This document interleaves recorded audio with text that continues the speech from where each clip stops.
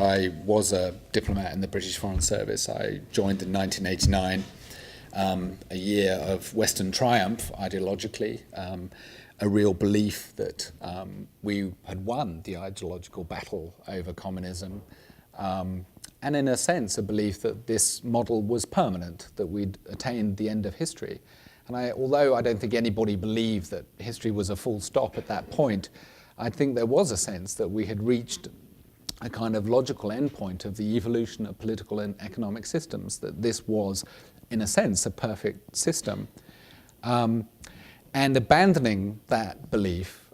was naturally a very painful process, very disillusioning. I eventually resigned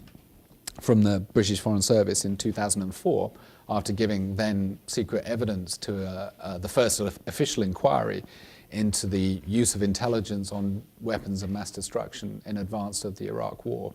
I gave evidence in secret to the first so-called Butler inquiry in Britain, and after giving that evidence I decided to resign from the Foreign Office because I did not feel that I could with any honesty go back to the Foreign Office and work with my colleagues after having delivered evidence which was profoundly critical of what had taken place. Above all, that the government had ignored alternatives to war and had also exaggerated the evidence of the threat posed by weapons of mass destruction. This was a profoundly disillusioning moment in my life. I really did believe that democratic governments did the right thing, that they were fundamentally honest, that they acted in the fully expressed interests of the public at large. And yet here was a government made up of my friends, my colleagues, me, that was telling lies to young men and women about why they might be going to their deaths, was lying to the world about the threat posed by Iraq, and manipulated international law, indeed arguably broke international law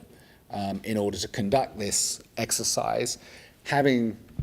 spent the previous decades, indeed I had spent the entirety of my career telling the world that Britain believed in international law as one of the fundamentals of a stable international system.